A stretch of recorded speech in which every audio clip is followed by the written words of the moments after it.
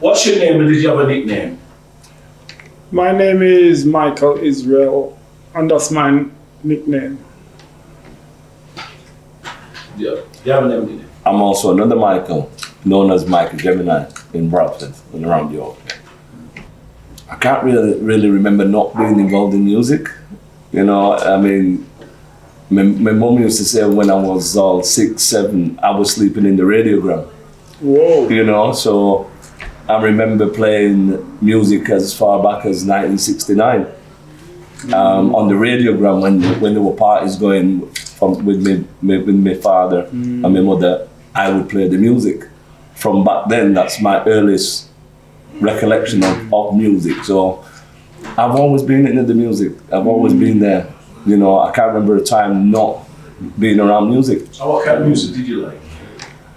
At the time, it was rocksteady. You know, and then coming up to the 70s, you know, as we progressed, it was the Lovers Rock.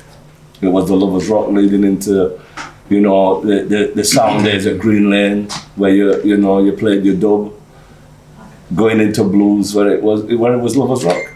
Lovers Rock was a big thing, massive thing back then. And in your earlier years, before you got more active in music, what kind of music did you listen to and like?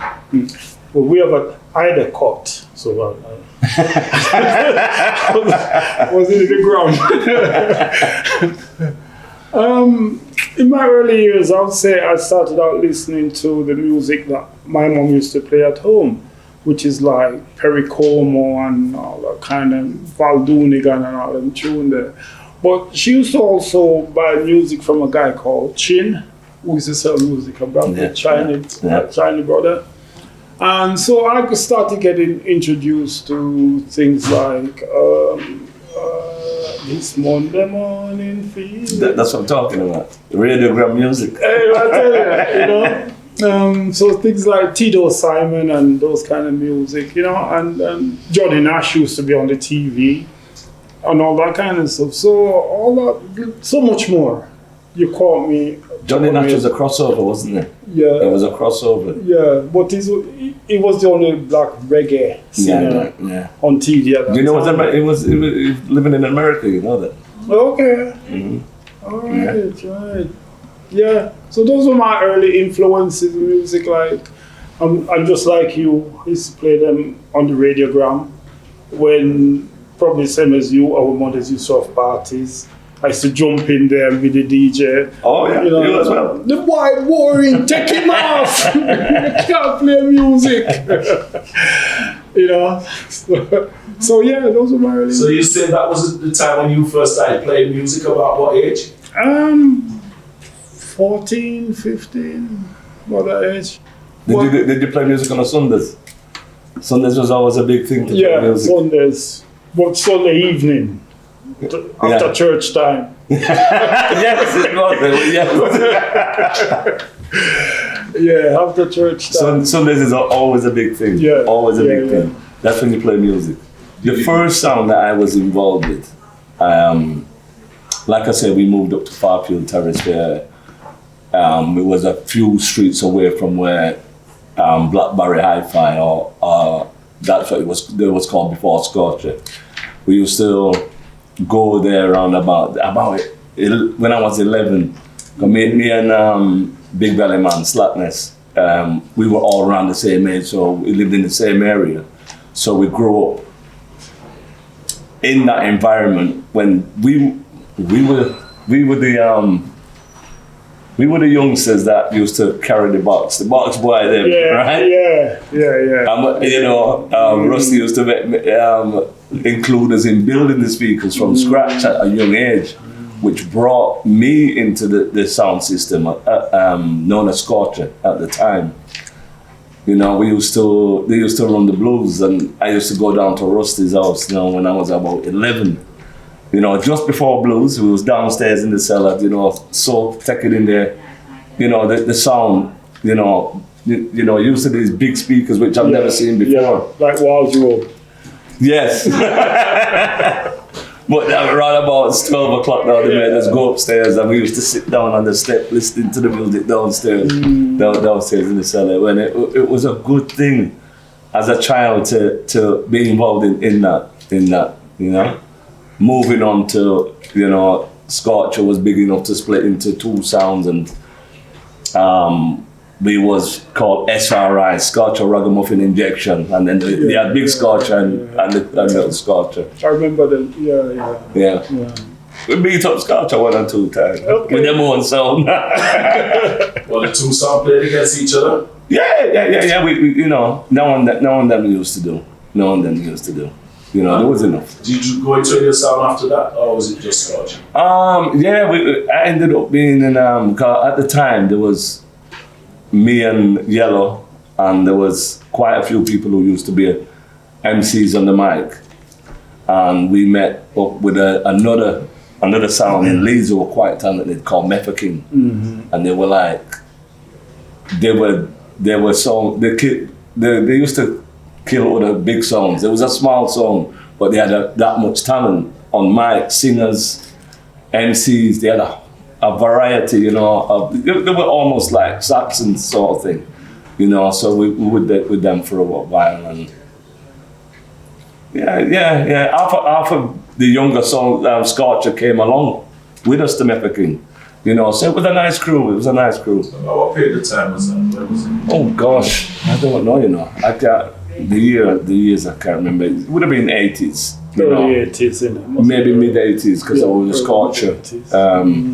Traveling in the back of the van all the way to London and wherever you know, in the back of a van. You get locked up for that now, you know. Right. I did a few Venn Street Did you know trips in the back of Scorcher. Yes. I wasn't with Scorcher, but it's a free lift.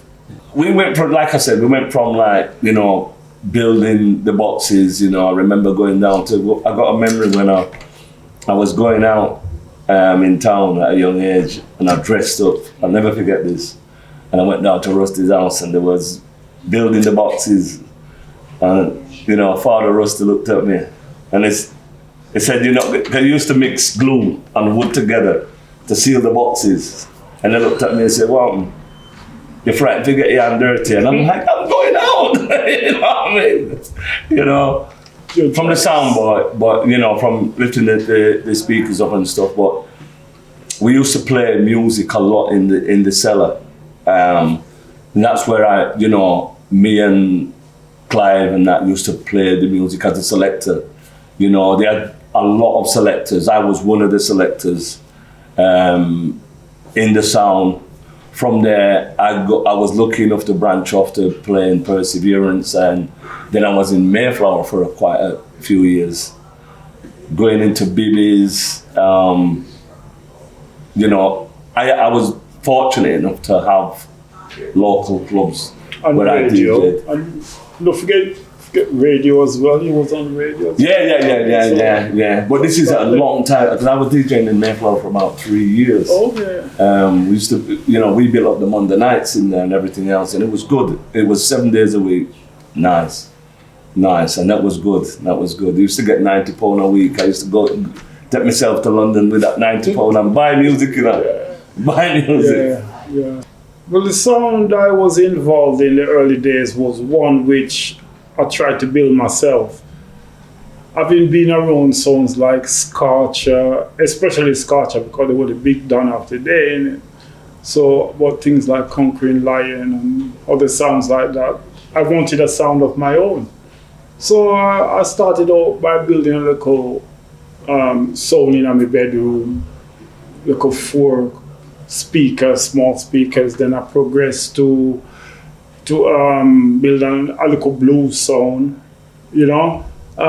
It didn't get as big as Scorcher and them other guys and things, but it did provide me with an education and some skills about setting up your own little business and running your own little thing. And the thing that comes with that is that it gives you a certain kind of confidence to try other things, you know. So I did start out by building my own little sound, and Danite was involved. Yeah. The late Mikey Roots was involved.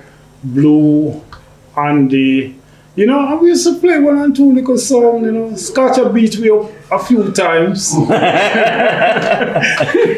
Scotcha give me some lick up at Mappa, for number 1. I remember the late Chester, when he turn up film sound, you couldn't hear we. Just drown me out, you know what I mean? And yeah, so we get 1 and 2 little licks. But we also played 1 and 2 nice parties, which I can remember. What's the name of that song? That song in my early days was called Israelites. Named after you?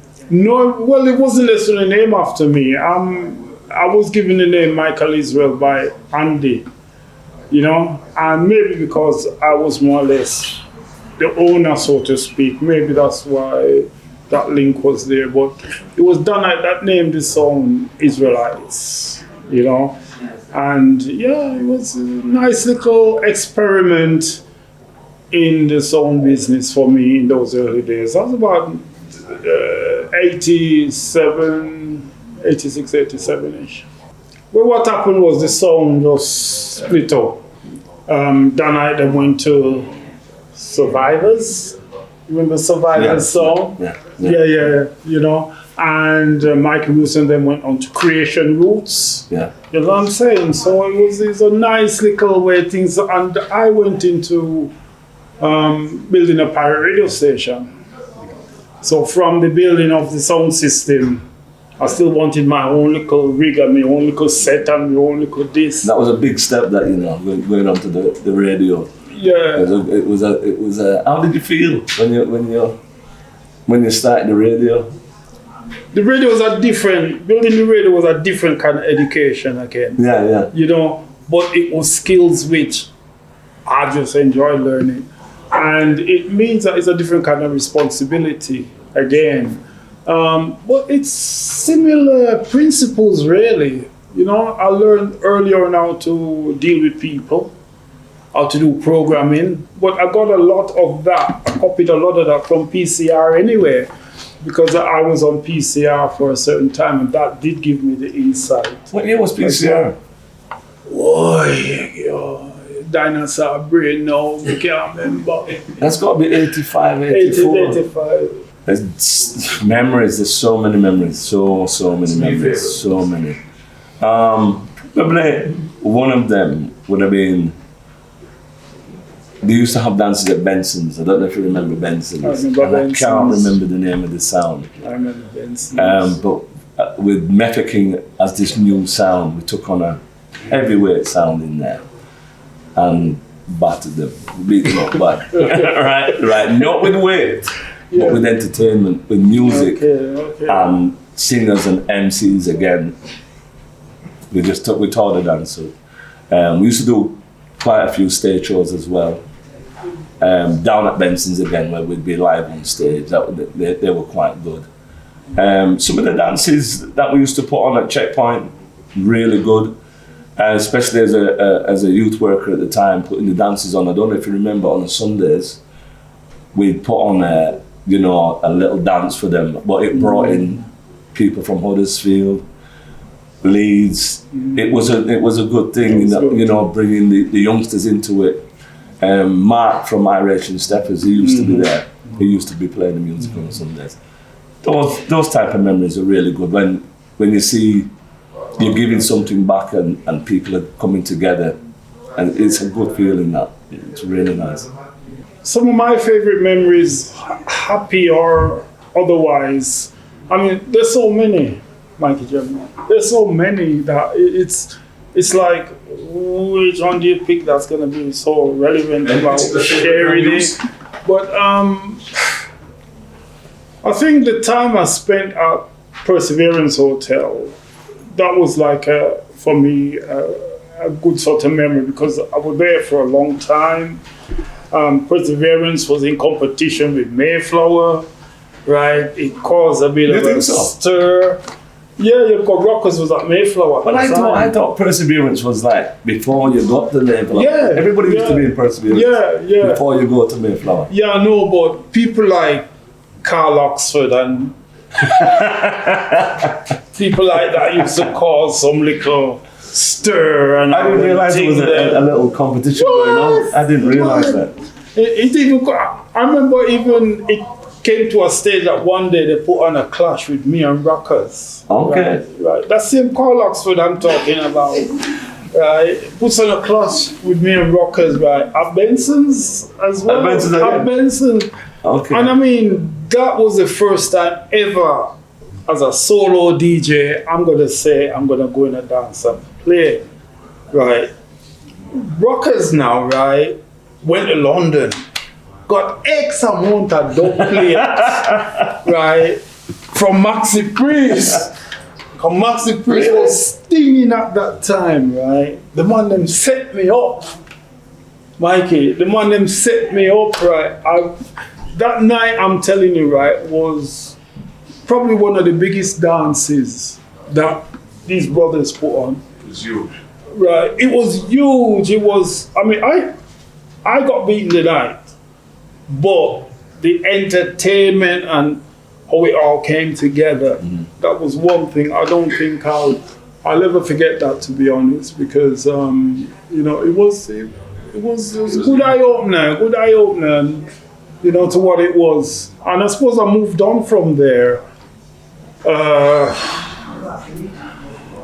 Other things, but those are one of the good memories I have. I think it's brought together,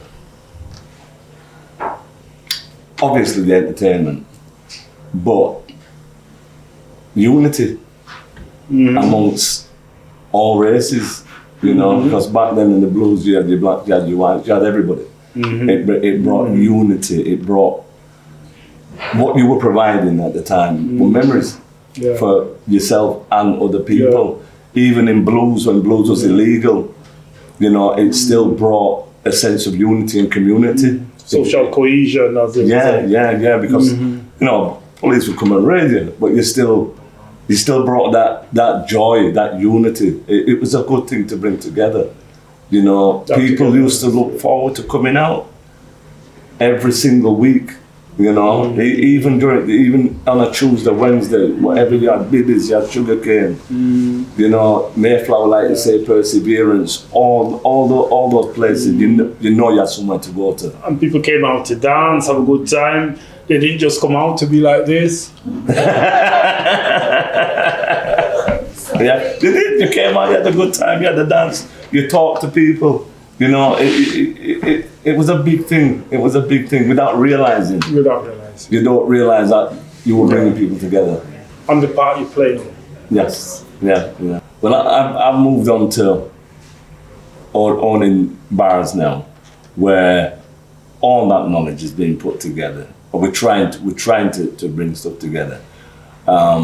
Me and you know, right down to survivors, Freddie. You know, we're kind of trying to, even with the survivors dances and stuff, we're trying to give something back to the community, you know, trying to do it, you know. Whether we succeed or not, I don't know. That's ahead of us now. You know, we try to build a little sound system, as you can see behind us today. We try to take it on the road, trying to kind of go back and bring back that same sort of old school vibe to you know, the older generation as well, but a younger generation. You know, me having a bar in town, I'm seeing a lot of changes down there. But the atmosphere is still there. Music is music, you know. And, you know, I'm not exploiting the DJs, as you mentioned earlier on, right? They're exploiting me. But, you know, moving ahead, I think that if people do come together, because there's too much separation right now, right? It'll be a task to get everybody back together and you know, bring back the old vibes in a new way, you know. I don't know about yourself because you're more involved in radio again. Yeah. Well, I mean, I'm still involved with playing music. I mean, I always like play a record. That's basically, for me, it's like, me like play a record. I like to play music. I've learned a lot from my transition from a DJ to owning a radio station to just more or less now I started a couple of projects. One called Step Forward, which is about the spoken word aspect, which I like, and that's developed from my sound system and my DJing days, because I like to write lyrics and therefore, I mean, from a DJ days, right? Where you need lyrics on the microphone and so on, you know what I'm saying? So that's developed from that, a project that I call Step Forward. Another project that I was involved with is called Patois Media and Community Arts. Again, these were initiatives that are born out of my involvement with music and sound systems. At present, I'm doing a radio show on Vibes Urban. It's a morning show, 9 o'clock till 11 o'clock. Sunday mornings, Vibes Urban. Yeah, and tune in. It's all about lovers rock. That's one of my favorite type of music that I've played for so long, and I still love playing it. Moving ahead, they say we've got social media platforms and different ways of communicating.